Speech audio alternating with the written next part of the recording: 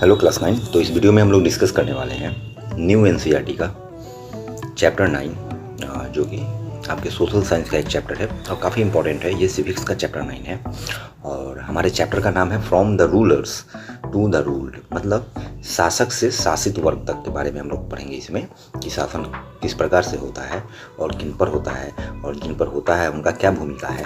साथ ही साथ types of government, सरकारें कितनी प्रकार की होती हैं, इन सारी चीज़ों को हम लोग इस चैप्टर में डिस्कस करने वाले हैं। तो इस चैप्टर को पढ़ने के बाद, इस वीडियो को देखने के बाद तुम यह समझ जाओगे कि गवर्नमेंट क्या है, सरकार क्या है, सरकार का फंक्शन क्या है, कि क्या हर देश में डेमोक्रेसी ही है और डेमोक्रेसी है तो क्या है, और डेमोक्रेसी के अलावा भी कोई प्रकार है तो वो क्या क्या है। हम इन सारी चीज़ों को इस वीडियो में समझने वाले हैं, इसलिए वीडियो में लास्ट तक बने रहो ताकि ये चैप्टर अच्छे से तुम्हारा क्लियर हो जाए। और ये जो न्यू बुक है, ये न्यू बुक में कुछ अच्छे ढंग से क्लैरिटी दिया गया है इन सारे विषयों को, जो कि पुराने वाले बुक से कुछ बेहतर है, नो डाउट। तो हम लोग देखते हैं आगे चैप्टर में क्या है। तो चैप्टर जब शुरू होता है तो कौटिल्य अर्थशास्त्र जो कौटिल्य के द्वारा लिखा गया है, चाणक्य के द्वारा लिखा गया है, आचार्य चाणक्य, वहाँ से कुछ कोट किया जा रहा है। क्या कोट किया जा रहा है? A rulers duty in the internal administration of the country are three fold. मतलब चाणक्य बताते हैं अपने पुस्तक में, जो कि अर्थशास्त्र है, और इस पुस्तक का अनुवाद कौन करता है तो एल एन रंगाराजन करते हैं। तो इस पुस्तक में चाणक्य बताते हैं, चाणक्य लिखते हैं कि जो इंटरनल एडमिनिस्ट्रेशन, इंटरनल मतलब समझ रहे हो ना, अंदरूनी शासन व्यवस्था जो है, शासन प्रणाली जो है किसी भी देश का, उसमें यह रूलर का, शासक का यह ड्यूटी है कि इसको 3 फोल्ड में रखे, है ना। पहला क्या है उसका कर्तव्य है, 3 फोल्ड, 3 फोल्ड कहने का मतलब है कि उसका 3 महत्वपूर्ण कर्तव्य है।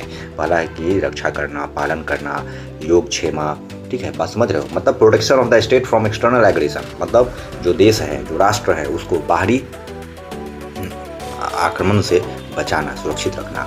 Maintenance of law and order with in the state, मतलब जो राज्य है वहाँ पर कानून व्यवस्था को सही मायने में मेंटेन रखना।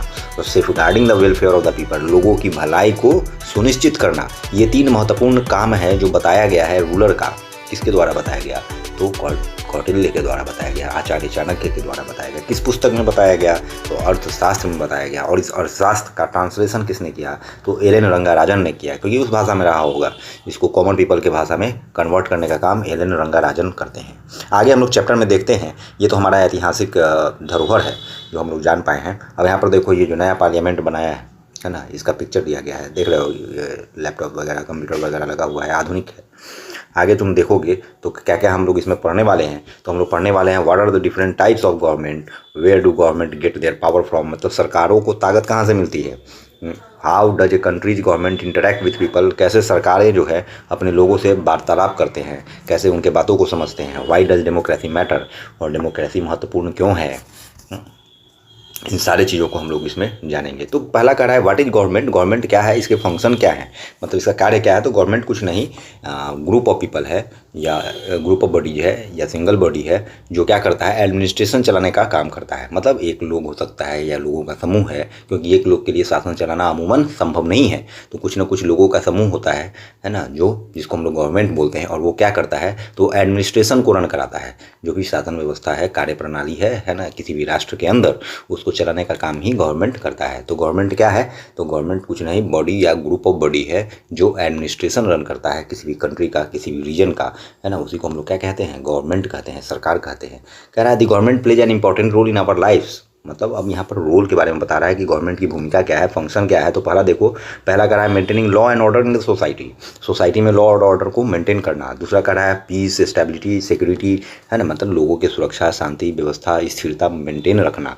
ये भी गवर्नमेंट का फंक्शन है। तो अगर तुमसे गवर्नमेंट के बारे में डिफिनीशन पूछे तो तुम जो हम बताए हैं वो लिख सकते हो। साथ ही अगर फंक्शन के बारे में कोई पूछे कि बताओ सरकार की क्या भूमिका है, तो तुम इन्हीं में से 4-5 पॉइंट याद रखोगे। कह रहा है managing relationship with other countries, दूसरों देशों के साथ हमारा जो मित्रवत संबंध है, ये सबको मेंटेन रखना। Taking care of national defence, मतलब राष्ट्रीय सुरक्षा को सुनिश्चित करना, है ना। जो भी एसेंशियल सर्विसेज है, जैसे शिक्षा वगैरह है ना, एनसीईआरटी, न्यू एनसीईआरटी है ना, सिलेबस को अपडेट करना, ये सभी तो गवर्नमेंट का ही भूमिका है। Managing the economic and economic activities, मतलब जो अर्थव्यवस्था है उसको मैनेज करना, जो आर्थिक गतिविधि है। अब देखो, इस नए बुक में तुमको इकोनॉमी से रिलेटेड कुछ चैप्टर बताए गए हैं, बार्टर सिस्टम से, मॉनेटरी सिस्टम किस प्रकार से होता है। तो ये सारे गवर्नमेंट की भूमिकाएं हैं, फंक्शंस हैं। आगे देखोगे working for the welfare and improving people's life, मतलब लोगों की भलाई के लिए, जैसे पीडीएस सिस्टम हम लोग जानते हैं, पब्लिक डिस्ट्रीब्यूशन सिस्टम, जिसमें अनाज वगैरह डिस्ट्रीब्यूट किया जाता है। साथ ही साथ लोगों की भलाई के लिए सरकारी हेल्थ केयर वगैरह चलाया जाता है, किस प्रकार से लोगों की जीवन शैली को बढ़ाया जाए, अच्छा किया जाए, ये सब फंक्शंस आते हैं गवर्नमेंट के। तो ये सब गवर्नमेंट के फंक्शंस हैं। आगे हम लोग क्या देखते हैं, आगे हम लोग देखते हैं यहाँ पे क्या कह रहा है, we learn that India has a democratic form of government. अब जब सरकार की बात हो रही है तो भारत में किस प्रकार की सरकारी व्यवस्था है या तंत्र है, शासन व्यवस्था तंत्र कैसा है, तो डेमोक्रेटिक है ना। हमको पता है कि डेमोक्रेटिक फॉर्म ऑफ गवर्नमेंट है इंडिया में। Like India many countries have a democratic government. अब भारत की तरह ही बहुत सारे ऐसे देश हैं जहाँ डेमोक्रेटिक सेटअप है, लेकिन some countries have other forms of government too. लेकिन बहुत सारे ऐसे देश हैं जैसे चाइना वगैरह तुम देखोगे, नॉर्थ कोरिया को देखोगे, साउथ कोरिया को देखोगे, है ना, या सऊदी अरब जैसे नेशंस को देखोगे, वहाँ पर कुछ डिफरेंट फॉर्म ऑफ गवर्नमेंट है। तो इस चैप्टर में हम लोग पढ़ने वाले हैं जो वेरियस फॉर्म्स ऑफ गवर्नमेंट क्या क्या हैं और ये लोग कैसे भिन्न हैं, ये जो व्यवस्थाएं हैं किस प्रकार से डेमोक्रेटिक सेटअप से भिन्न हैं, तो इनको भी हम लोग जानने का प्रयास करेंगे। तो देखो पहले हम लोग डेमोक्रेसी को देखते हैं कि व्हाट इज़ डेमोक्रेसी, डेमोक्रेसी क्या है। तो यहाँ से तुमको इसका जवाब भी मिल जाएगा और इंपॉर्टेंट डेफिनेशन भी है कि डेमोक्रेसी और कुछ नहीं, इसको हम लोग क्या कह सकते हैं, रूल ऑफ द पीपल है। तो थोड़ा सा और अच्छा इलैबोरेटेड वे में तुम देखोगे तो democracy is a form of government in which people elect their representative, अपने प्रतिनिधि को चुनते हैं लोग। This means that the source of power and authority in a democracy are the people of the country. अब जो सरकारें जो है पावर जो डिराइव करती हैं वो किनसे करते हैं, तो पीपल ऑफ द कंट्री से करते हैं। मतलब लोग ही शक्ति का केंद्र है, लोगों से ही शक्ति मिलती है सरकारों को। ठीक है, अब यहाँ पर एक बेहतरीन उदाहरण दिया गया है। अब इस उदाहरण को हम लोग डिटेल में नहीं पढ़ेंगे, बस समझेंगे कि उदाहरण में क्या बताया गया है। तो एक स्कूल में एक्टिविटी होने को है और उस एक्टिविटी को संचालित करने के लिए, उसको रन करने के लिए करें ना, for example there are time tables to be made and forward, sport activity to be organised. मतलब स्पोर्ट्स एक्टिविटी ऑर्गेनाइज होना है। इसमें क्या होना है, तो फूड सर्व करना है बच्चों को लंच टाइम पे, यूटेंसिल्स को क्लीन करना है, स्पीकर को डिसाइड करना है मॉर्निंग असेंबली में, मॉर्निंग असेंबली के लिए स्पीकर को चुनना है। ठीक है, तो नो बैग डे होना है। तो ये सब चीज़ को ऑर्गेनाइज कौन करेगा, तो इसके लिए एक स्टूडेंट कमेटी बनाया जाता है जिसके लिए वोटिंग होगा। तो यहाँ पर डेमोक्रेसी को समझाने का प्रयास किया जा रहा है कि किस प्रकार से जो डेमोक्रेटिक गवर्नमेंट है वो फंक्शन करती है, किस प्रकार से रिप्रेजेंटेटिव जो है डेमोक्रेटिक गवर्नमेंट में चुने जाते हैं। तो ये जो उदाहरण दिया गया है यह हूबहू नहीं मिलता है जो प्रैक्टिकली पॉलिटिकल एग्जाम्पल है, लेकिन समझने के लिए एक बताया गया है। ठीक है, तो यही चीज़ है यहाँ पे। आगे हम लोग क्या देखेंगे, the first method machine, sorry यहाँ पर ये फंक्शंस ऑफ गवर्नमेंट को हम लोग देखते हैं। तो फंक्शन ऑफ गवर्नमेंट ओवरऑल हम लोग देख चुके हैं वहाँ पर। अब यहाँ पर क्या कह रहा है कि ब्रॉडली जो फंक्शन है गवर्नमेंट का डेमोक्रेटिक सेटअप में, उसको या ऐसे भी हम लोग 3 भाग में बांटते हैं, है ना। पहला लेजिस्लेटिव फंक्शन होता है, किसी भी सरकार का पहला फंक्शन लेजिस्लेटिव है। मतलब जितने भी फंक्शन है, तुम रोड बनाने से देखो, शिक्षा से देखो, स्वास्थ्य को देखो, वेलफेयर को देखो, इन सब को हम लोग कानून बनाना देखो, कानून को पालन कराना देखो, ये सारा फंक्शन गवर्नमेंट का है। तो जितने भी फंक्शन है गवर्नमेंट को, उसको हम लोग 3 हेड में डिवाइड करते हैं, 3 कैटेगरी में डिवाइड कर सकते हैं। पहला जो है ना लेजिस्लेटिव फंक्शन है।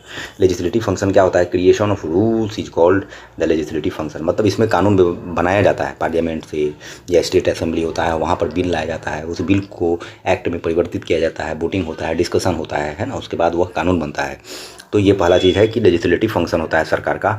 दूसरा जो फंक्शन तुम देखोगे एग्जीक्यूटिव फंक्शन है। दूसरा फंक्शन क्या है, एग्जीक्यूटिव फंक्शन है। इसमें क्या होता है, implementation of these rules and the administration of the country according to them.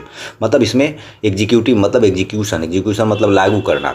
तो यहाँ पर लागू करता है, लागू कौन करता है, जो अधिकारी वगैरह को देखते हो, मिनिस्टर्स हो गए, है ना, ये सब एग्जीक्यूशन का काम करते हैं। तो ये दूसरा इंपॉर्टेंट फंक्शन है गवर्नमेंट का।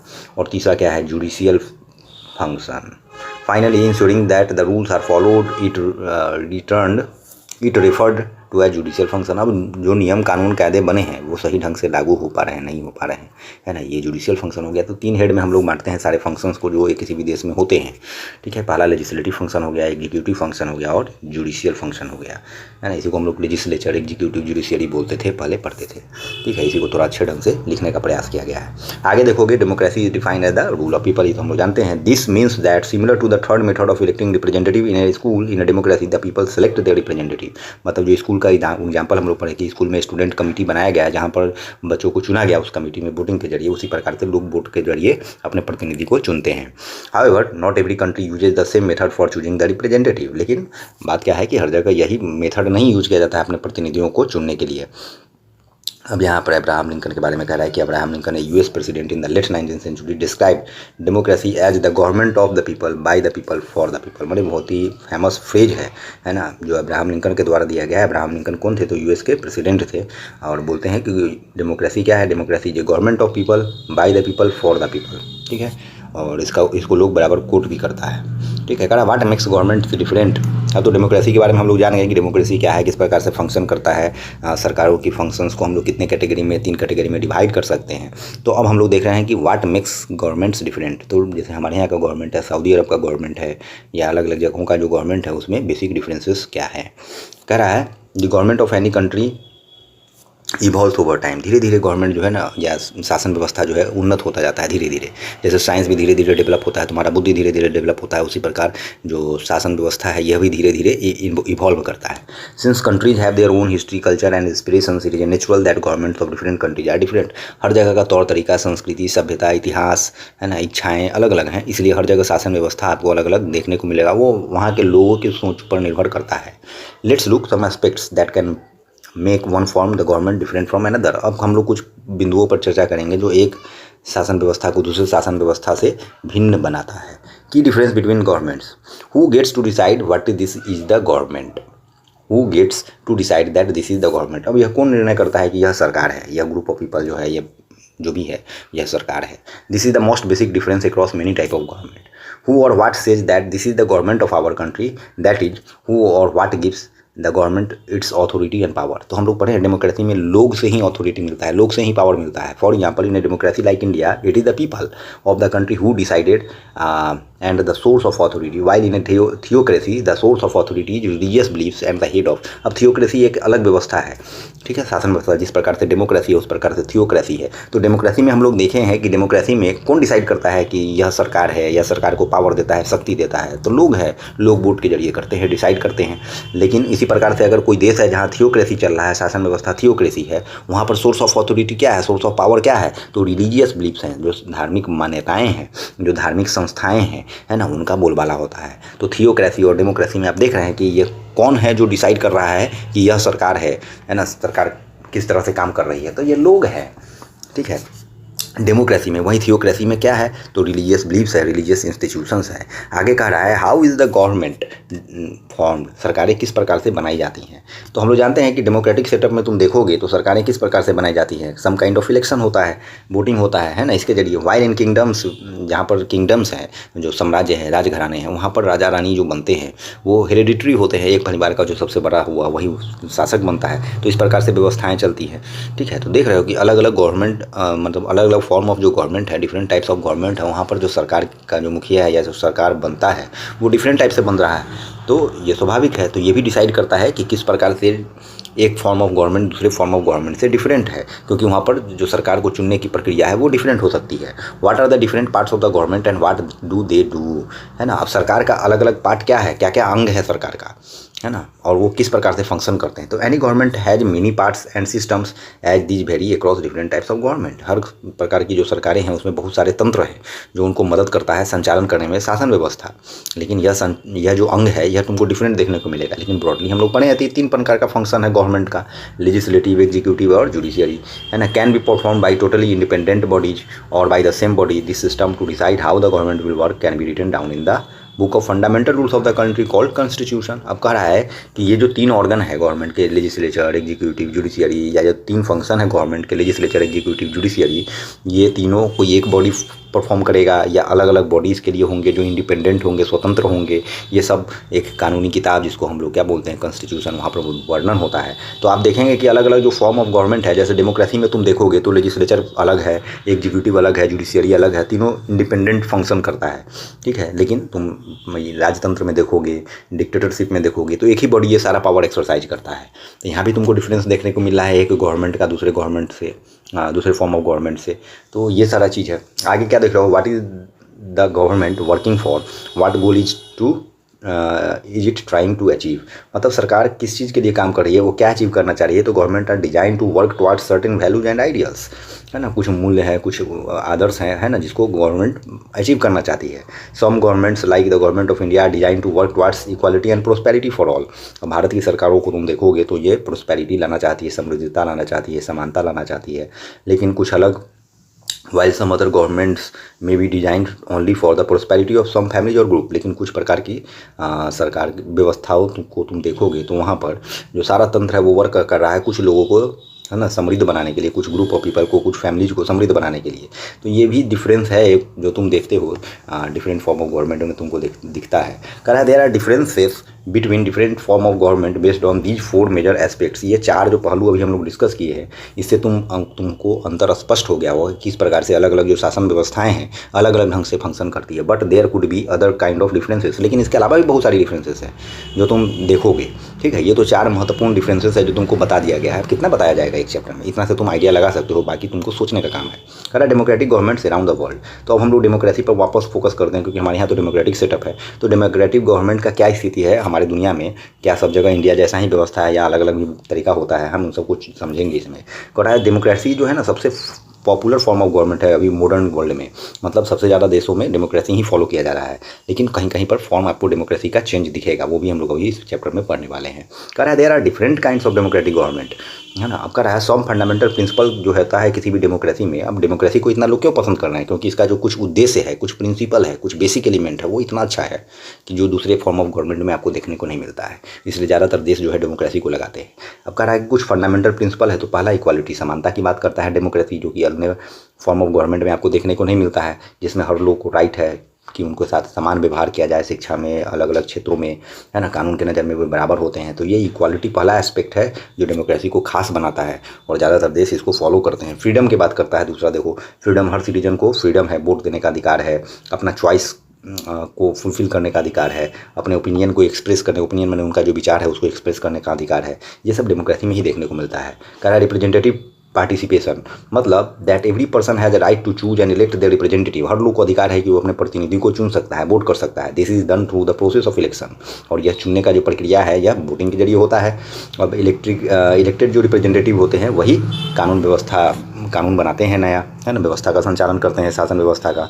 यूनिवर्सल एडल्ट फ्रेंचाइजी है, बिना किसी जात पात धर्म के भेदभाव के, लिंग के भेदभाव के आप वोट कर सकते हैं, सबको वोटिंग का राइट है। ये नहीं गरीब अमीर, जात धर्म ये सब देखा जाता है। तो ये भी डेमोक्रेसी को खूबसूरत बनाता है। फंडामेंटल राइट भी देखोगे तो फंडामेंटल राइट मिलता है। फंडामेंटल राइट तुम बचपन से देखते होगे, एनसीईआरटी की किताब में दिया रहता है, right to equality, right to freedom of speech and expression, exploitation, शोषण के खिलाफ भी तुम्हारे पास अधिकार है। तो बहुत सारा मूल जो अधिकार है वो तुमको डेमोक्रेसी प्रोवाइड करता है, जो कि अदर फॉर्म ऑफ गवर्नमेंट में तुमको देखने को नहीं मिलता है। इंडिपेंडेंट जुडिशियरी, अब ना जुडिशियरी, अगर सरकार से भी तुम परेशान हो गए हो तो तुम कहाँ जाओगे, तो तुम जुडिशियरी में जा सकते हो। जुडिशियरी को स्वतंत्र रखा गया है। तो ये खूबी तुमको कहाँ मिलता है, डेमोक्रेसी में मिलता है। बहुत सारे ऐसे फॉर्म ऑफ गवर्नमेंट हैं जहाँ जुडिशियरी का काम भी सरकार ही खुद कर देती है। ठीक है, मैंने तीनों जो विंग हम लोग पढ़े, लेजिस्लेचर, एग्जीक्यूटिव, जुडिशियरी, वो तीनों काम सरकार खुद कर देती है। जैसे राजतंत्र में देखोगे, डिक्टेटरशिप में देखोगे तो बड़ा मुश्किल है, वहाँ पर लोग अगर सरकार से परेशान है तो कहीं नहीं जा सकता है। तो ये सब तुम समझ रहे हो। करा it is useful to remember that these even fundamental principles has evolve over time. अब ये जो फंडामेंटल प्रिंसिपल तुम देखो ये एक बैक नहीं हुआ है, धीरे धीरे इवॉल्व किया है, समय लगा इसमें। करा India provided universal adult franchise meaning right to vote in election to all adults from the very beginning of Indian republic. हमारा जो डेमोक्रेसी है इसमें यूनिवर्सल एडल्ट फ्रेंचाइजी मतलब 18 साल के ऊपर के जो भी लोग हैं या जो 18 साल को हो चुके हैं 18 साल के, वो किसी भी धर्म के हो, गरीब हो अमीर हो, वो वोट कर सकते हैं। ये हम लोग शुरू से लागू कर दिए। लेकिन बहुत सारा ऐसा देश जहाँ तुमको देखने को मिलेगा कि इन लोगों को इस चीज़ को लागू करने में बड़ा मशक्कत करना पड़ा है। जैसे कह रहा है कि Switzerland women got the right to vote only in 1971, मतलब 1971 में स्विट्जरलैंड अपने आप को इतना ढिढोरा पीटता है, ये है ढिमकाना है। 1971 में महिलाओं को अधिकार देता है वोट का, हम लोग 1950 से ही दे रहे हैं जब से संविधान बन गया। Clearly the above principles are ideals, not all democracies are able to put them in practice but equally clearly it is all important for citizens. मतलब यही सब चीज़ डिफरेंसेस है, हमारा कंट्री महान है, हम लोग बोलते हैं जो है, यही कारण सब है। कह रहा है different forms of democratic government. अब डेमोक्रेसी का जो डिफरेंट फॉर्म है, रूप है, स्वरूप है, उसको हम लोग जानने का काम करते हैं। तो पहला हम लोग देखते हैं डायरेक्ट डेमोक्रेसी। डायरेक्ट डेमोक्रेसी नाम से ही पता है, डायरेक्ट सीधा तौर पर यह ऐसा फॉर्म ऑफ गवर्नमेंट है जहाँ सारे सिटीजन जो है ना डायरेक्टली शासन व्यवस्था में इन्वॉल्व होते हैं, है ना। ये संभव वहीं है जहाँ आबादी कम है, जो देश में। अब जहाँ पर ज़्यादा आबादी हो जाएगा, इंडिया जैसा 140 करोड़ 150 करोड़ आबादी है, यहाँ पर डायरेक्ट लोग को अगर इन्वॉल्व कराया जाए तो पता चला तमाशा ही हो जाएगा। इतना जगह ही नहीं है कि कहीं पर लोग को गैदर किया जाए, या ऐसा कोई साधन ही नहीं है, ऐसा प्लेटफॉर्म नहीं है जहाँ पर इतने सारे लोगों को एकोमोडेट किया जाए, उनसे पूछा जाए। तो ये सब कहाँ पॉसिबल है, तो स्विट्जरलैंड जैसे छोटे कंट्री में, है ना, जहाँ पर लोग इन्वॉल्व होते हैं डायरेक्ट डेमोक्रेसी में। वहीं आगे तुम देखोगे रिप्रेजेंटेटिव डेमोक्रेसी भी एक टाइप है। This is the form of democratic government in which the people elect their representative through universal adult franchise just like in India. मतलब रिप्रेजेंटेटिव, भारत में भी रिप्रेजेंटेटिव डेमोक्रेसी है। इस फॉर्म में क्या होता है, the people do not directly govern, लोग डायरेक्ट शासन नहीं करते हैं, but the government is always accountable to the people. लेकिन लोग जो है लोग के प्रति जो गवर्नमेंट है वो जिम्मेदार होती है। जैसे आप अपने प्रतिनिधि को चुन के भेजते हैं, एमएलए वगैरह ये सब को चुन के भेजे, ये एमएलए लोग जो है बैठ करके सीएम को चुनते हैं, हम लोग एमपी चुन के भेजते हैं, एमपी लोग क्या करते हैं, पीएम को चुनते हैं और पीएम शासन करता है ना। तो इस प्रकार से रिप्रेजेंटेटिव डेमोक्रेसी है ना, प्रतिनिधि वाला, ठीक है।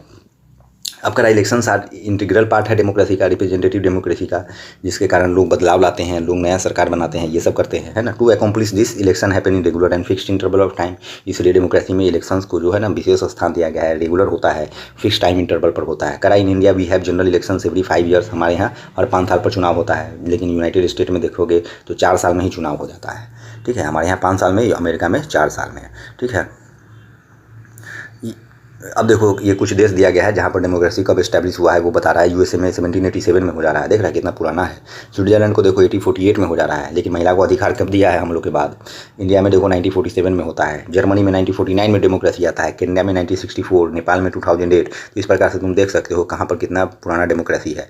Most of the democracies today are representative democracy. अब देखो एक टाइप तो हम लोग डायरेक्ट डेमोक्रेसी पढ़े, दूसरा रिप्रेजेंटेटिव डेमोक्रेसी पढ़े। तो ये ध्यान में रखना है कि ज़्यादातर देशों में रिप्रेजेंटेटिव डेमोक्रेसी ही चलता है, but every democracy functions differently. लेकिन हर जगह जो डेमोक्रेसी फंक्शन करता है वो थोड़ा डिफरेंट टाइप से फंक्शन करता है, वहाँ के कल्चर, हिस्ट्री, ज़रूरत के हिसाब से। अब देखो एक है पार्लियामेंट्री डेमोक्रेसी। करा इस फॉर्म में क्या होता है, member of the executive are also the part of legislature. मतलब 3 हेड हम लोग पढ़े थे काम करने का, लेजिस्लेचर, एग्जीक्यूटिव, जुडिशियरी। यहाँ पर जो एग्जीक्यूटिव जो है, मिनिस्टर वगैरह जो पोर्सन है वो लेजिस्लेचर के साथ जुड़ा हुआ है। कहाँ पर, पार्लियामेंट्री डेमोक्रेसी में। इंडिया में देखो प्राइम मिनिस्टर और काउंसिल ऑफ मिनिस्टर मिल करके काम करते हैं, पार्लियामेंट चलाते हैं, ठीक है। काउंसिल ऑफ मिनिस्टर जो होता है, काउंसिल मतलब क्या हुआ, परिषद, मंत्री परिषद, मंत्रियों का जो समूह है वो अकाउंटेबल होता है लेजिस्लेचर के लिए, है ना, और वर्क करता है, ठीक है। In this form of government people elect there legislature but not the executive. यहाँ पर हम लोग जो है ना अपने लेजिस्लेचर को चुनते हैं, लेकिन एग्जीक्यूटिव को नहीं चुनते हैं। Selected member of the legislature become minister. अब क्या होता है, हम लोग अपने प्रतिनिधि को चुन करके भेज दिए, एमपी सबको चुन के भेज दिए, उसी में से कोई मंत्री बनता है। अब मंत्री तो हम लोग नहीं बना रहे हैं भाई, मंत्री कौन बना रहा है, पीएम वगैरह बनाता है, ठीक है, उन लोग के चॉइस पर बनता है।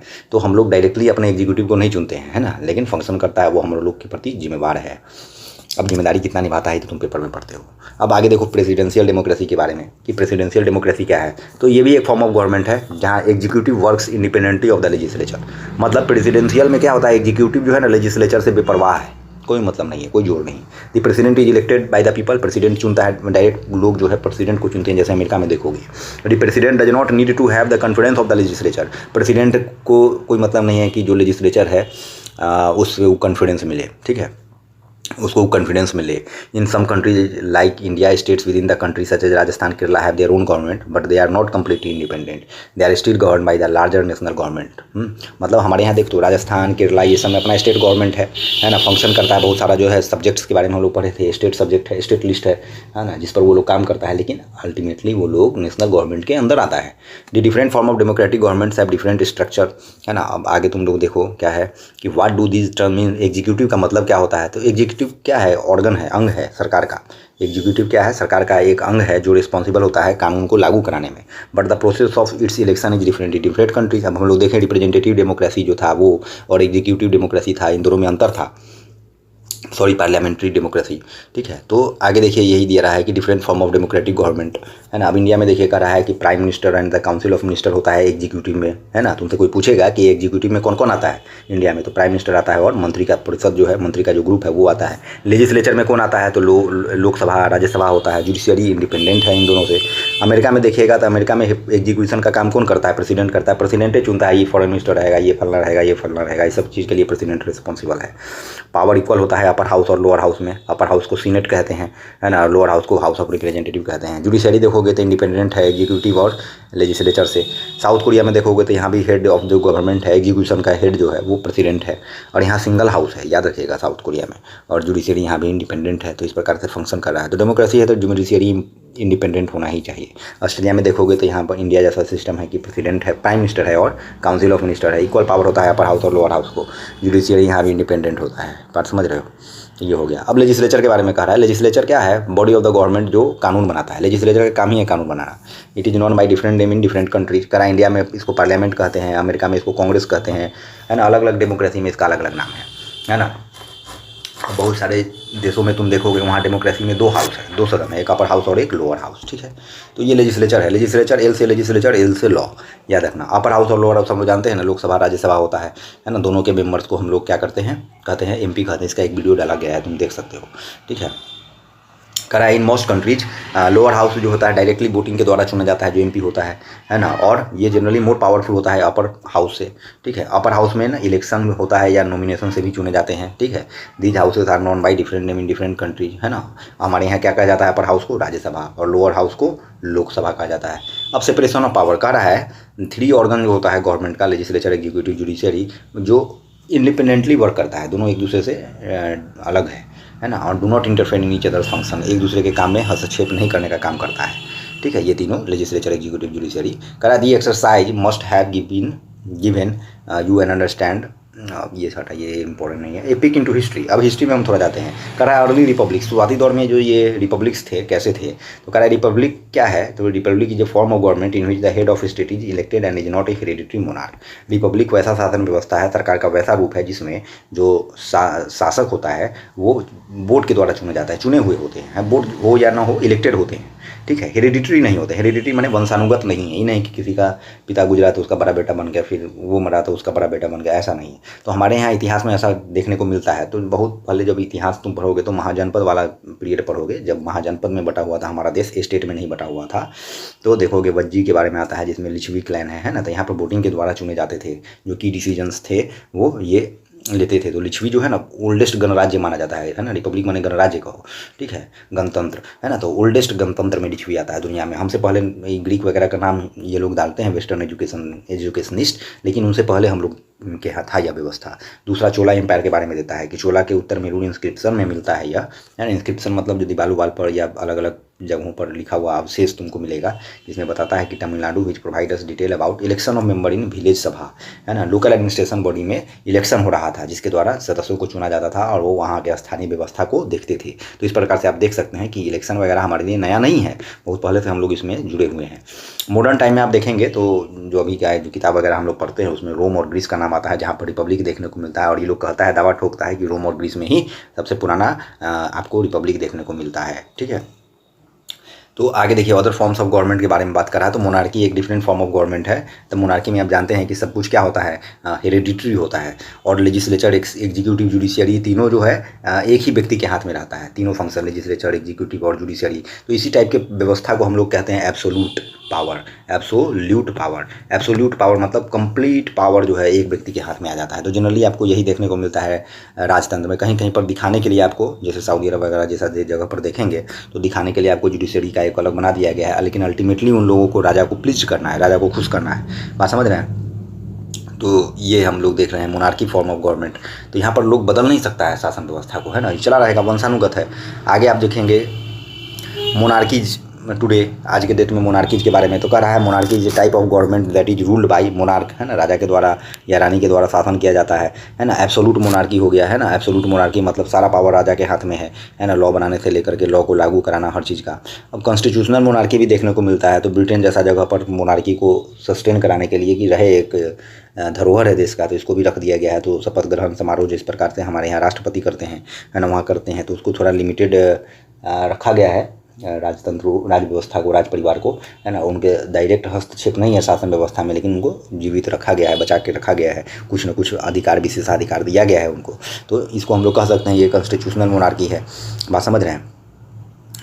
लेकिन नाम मात्र के वो रह गए हैं, लेकिन उनको रखा गया है। अब थियोक्रेसी एक फॉर्म ऑफ गवर्नमेंट है जो आप देखेंगे। थियोक्रेसी क्या है, ऐसा व्यवस्था है जिसमें जो शासन व्यवस्था है वो रिलीजन के आधार पर चलता है, मतलब जो धार्मिक भाव है, धार्मिक संस्थाएं हैं, उनके अकॉर्डिंग चलता है, ठीक है। अब इसका उदाहरण आपको ईरान देखने को मिलेगा, जिसका पूरा नाम इस्लामिक रिपब्लिक ऑफ ईरान है ना। यहाँ एक यूनिक पॉलिटिकल व्यवस्था है जिसमें शरिया को फॉलो किया जाता है, शरिया के हिसाब से न्याय व्यवस्था होगा, शरिया के व्यवस्था के हिसाब से आपको जीना है ना। तो ये सब चीज़ आपको देखने को मिलता है यहाँ पर, ठीक है। अफ़गानिस्तान में भी और वेटिकन सिटी में भी, वेटिकन सिटी जो है और अफ़गानिस्तान है, यहाँ भी आपको थियोक्रेसी देखने को मिलता है। यहाँ भी धर्म के आधार पर शासन व्यवस्था चल रहा है। अब डिक्टेटरशिप को देखिए, डिक्टेटरशिप क्या है? एक ऐसा फॉर्म ऑफ गवर्नमेंट है जहाँ एक पर्सन या ग्रुप ऑफ पर्सन जो है उसके पास एब्सोलूट पावर होता है। एब्सोलूट पावर का मतलब यही समझना, लेजिस्लेचर, एग्जीक्यूटिव, जुडिशियरी तीनों इसी के हाथ में होगा, एक व्यक्ति के या ग्रुप के हाथ में होगा।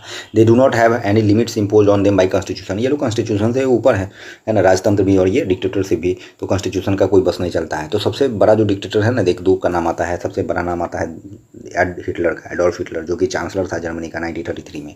ठीक है, तो ये इस प्रकार से लॉ पास करता है कि पूरे अपोजिशन को ही खत्म कर देता है। ठीक है, शुरू में तो चुनाव से के द्वारा ये चुन के आता है ना, 10th में पढ़ना था पहले हम लोग को, है ना, और 9th में तो चुन के आता है, लेकिन चुन के आने के बाद क्या करता है, ये अपोजिशन को ही खत्म कर देता है ना, और अपने आप को डिक्टेटर घोषित कर देता है। उसके बाद चुनाव ही नहीं होता है, अगर होता भी है तो मैनेज्ड होता है, किसी को वोट पड़ना है।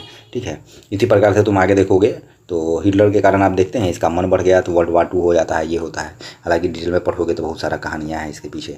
ईदी अमीन के बारे में बोलता है, दूसरा डिक्टेटर का नाम तुम याद रखोगे, ईदी अमीन, है ना, जो कि कहाँ का मिलिट्री डिक्टेटर है, युगांडा का। तो स्वाभाविक है, मिलिट्री डिक्टेटर है, मैंने पहले मिलिट्री का हेड रहा होगा, बाद में शासन पर कब्जा कर लिया, बहुत सारे लोगों को मारता है। हिटलर के बारे में पढ़ोगे तो ज्यूज का, है ना, बड़े स्तर पर कत्लेआम करवाता है ये। ठीक है, तो ये सब नाम इसके साथ जुड़ा हुआ है, तो ये भी एक फॉर्म ऑफ गवर्नमेंट है। ठीक है, अब यहाँ पर एक स्टोरी दिया गया है, story of Sen north Korea का है। तो नॉर्थ कोरिया में तुम जान रहे हो वहाँ भी एक प्रकार का डिक्टेटरशिप ही है ना। किम जोंग उन का नाम तुम सुने होगे, तो किस प्रकार का हेयर रखना है, क्या कपड़ा पहनना है, ये सब इतना गहराई तक जाकर के शासन कर रहा है। बात समझो, ये सब चीज़ भी नियंत्रित करने का कोशिश कर रहा है। तो डिक्टेटरशिप का तुम देख रहे हो क्या है, इंटरनेट का यूज नहीं करना है तो दुनिया से वो लोग हटा हुआ है। अब देखिए ओलिगार्ची क्या है, तो ये भी एक टाइप ऑफ गवर्नमेंट है जहाँ पर where a small powerful group makes all important decision, है ना। एक छोटा ग्रुप होता है, पैसा वाला होगा या पुराना फैमिली होगा, वही सारे चीज़ों को कंट्रोल करता है, यही ओलिगार्ची है। बात समझ रहे हो, ये ग्रीक ओरिजिन वर्ड है ओलिगार्ची, है ना। Oligos means few and आर्को means क्या होता है, टू रूल और कमांड, माने फ्यू लोग जो है कमांड करना या रूल करना, इसी को कहते हैं। ठीक है, करा in some places in ancient Greek aristocratic families ruled as oligarchies. In modern time political commentators have observed that even some democracy show sign of oligarchy. कुछ डेमोक्रेटिक सेटअप में आपको देखने को मिलेगा ओलिगार्ची का प्रभाव। अब जैसे मान लीजिए कुछ आप चुनाव लड़ते हैं, में वोट करने जाते हैं, तो आपके पास ऑप्शन फिक्स है, ये फलाना फैमिली है, इसी का बेटा बनेगा अगला मुख्यमंत्री, है ना, इसी का बेटा ये बनेगा। तो ये ओलिगार्ची ही है ना। एक फैमिली स्टेबल हो गया एक एरिया में, और वहाँ पर आपके पास दो ही विकल्प है, दोनों फैमिली है, एक बार ये फैमिली आएगा, एक बार ये फैमिली आएगा, है ना। तो ये ओलिगार्ची का ही प्रभाव आपको है कहिए डेमोक्रेसी में देखने को मिल रहा है इन दिनों, है ना, इंडिया में काफ़ी खास करके। कह रहा वाई डेमोक्रेसी मैटर है, डेमोक्रेसी क्यों महत्वपूर्ण है। तो कह रहा but in most of the country democracy is consider to be better form of government, है ना। क्योंकि डेमोक्रेसी को अगर हम सारे कसौटी पर कसे तो डेमोक्रेसी ही सबसे बेहतर है ना। आप 100% परफेक्ट नहीं कहेंगे, लेकिन बेहतर है। अब जब आप बात करेंगे यूनिवर्सल एडल्ट फ्रेंचाइजी, तो वोटिंग ही नहीं हो रहा है बाकी का डिक्टेटरशिप में, एब्सोल्यूट मोनार्की में, ओलिगार्ची में, तो डेमोक्रेसी को ही आप अच्छा कहेंगे। इक्वालिटी, आपको इक्वालिटी का बात डेमोक्रेसी में ही देखने को मिलता है, इन सब में तो देखने को मिलता नहीं है। फ्रीडम ऑफ स्पीच आपको डेमोक्रेसी में ही देखने को मिलता है, इन सब में तो मिलता नहीं है। सेपरेशन ऑफ पावर डेमोक्रेसी में ही देखने को मिलता है, इन सब में मिलता नहीं है। तो आप किसको बेहतर कहेंगे, डेमोक्रेसी को ही कहेंगे। ठीक है, डेमोक्रेसी बहुत अच्छा नहीं है, लेकिन फिर भी इन सबसे तो अच्छा है।